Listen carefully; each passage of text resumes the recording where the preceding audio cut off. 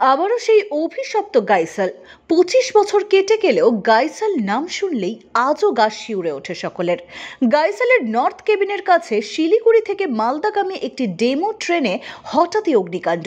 উত্তর দিনাজপুরের গাইসাল স্টেশনে ঢোকার মুখেই বিপত্তি। ট্রেনের পিছনের ইঞ্জিনে আচমকা আগুন ধরে যায়।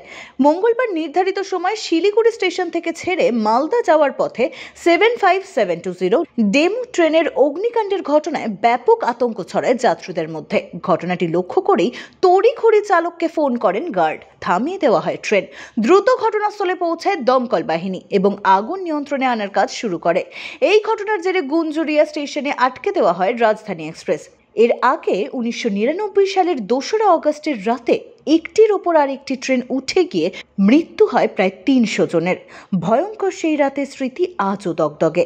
আবারও মঙ্গলবার সেই গাইসাল স্টেশনেই ট্রেনে অগ্নিকাণ্ডের ঘটনা। ট্রেন থামতেই যাত্রীরা নেমে পড়েন ট্রেন থেকে।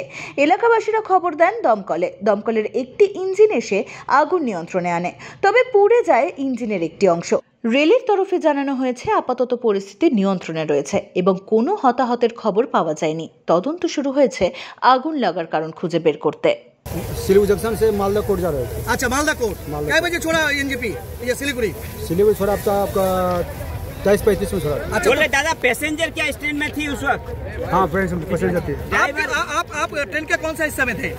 पीछे हिस्सा में थे। अच्छा, आपका ही पार्ट में आग लगा था? हाँ, मैंने किस तरह से आग लगी है, क्या जानकारी है?